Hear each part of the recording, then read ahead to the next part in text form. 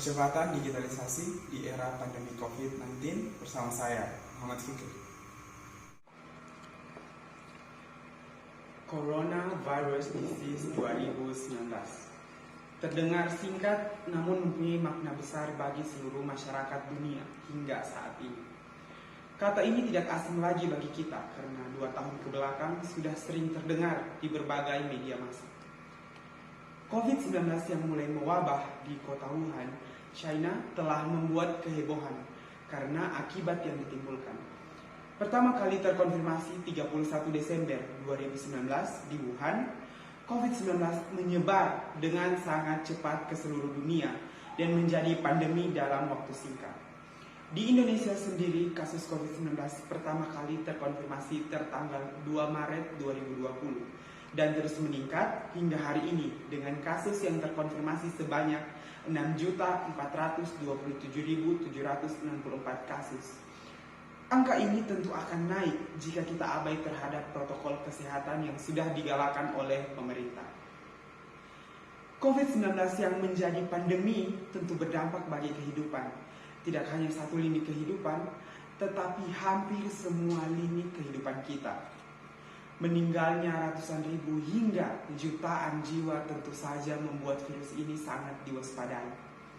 Untuk menekan penyebaran COVID-19, Indonesia mengambil langkah pembatasan sosial atau disebut social distancing.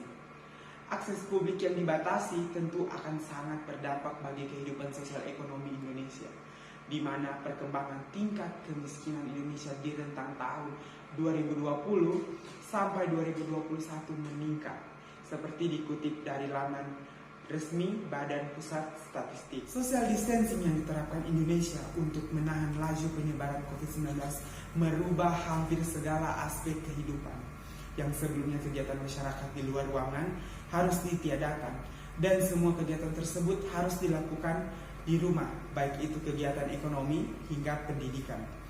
Kebijakan work from home di tengah social distancing meningkatkan penggunaan internet dalam kehidupan sehari-hari.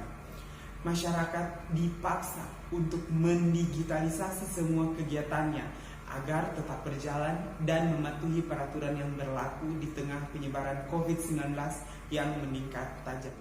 Transformasi digital yang terjadi pada saat pandemi COVID-19 sangat cepat, karena mobilitas di dunia maya meningkat dengan penggunaan internet untuk kegiatan sehari-hari.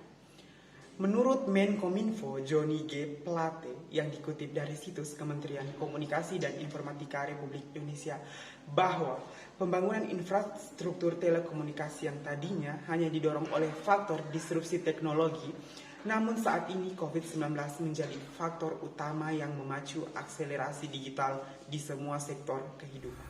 Transformasi digital tidak hanya berhenti pada bidang ekonomi. Dunia pendidikan juga mengalami perubahan yang luar biasa, dari cara belajar hingga penggunaan media pembelajaran yang semuanya bergantung pada internet. Transformasi tersebut dimulai dengan berlakunya Surat Edaran Menteri Pendidikan, Kebudayaan, Riset, dan Teknologi Nomor 4 Tahun 2020 tentang pelaksanaan kebijakan pendidikan dalam masa darurat penyebaran coronavirus disease. Surat edaran tersebut menandai percepatan digitalisasi dunia pendidikan Indonesia yang sampai hari ini kita rasakan bagaimana perkembangannya. Digitalisasi dunia pendidikan tentu saja akan mempercepat laju transformasi digital, karena dari dunia pendidikan semua bidang kehidupan berawal.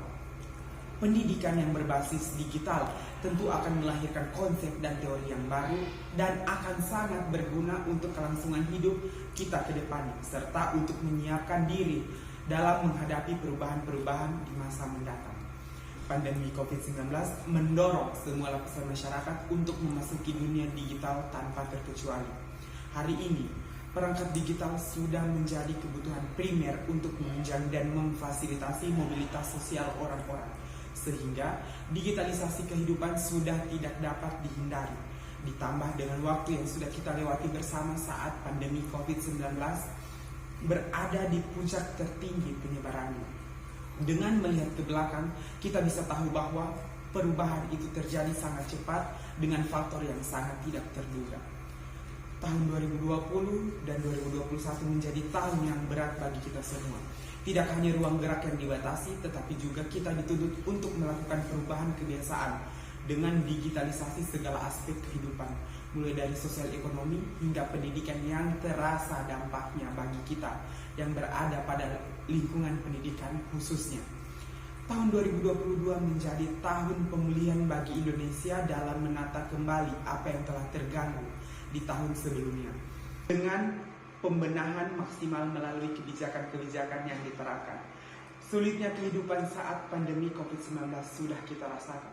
Mari kita berpegangan tangan untuk menuju Indonesia yang lebih baik dan Indonesia maju. Recover together, recover stronger.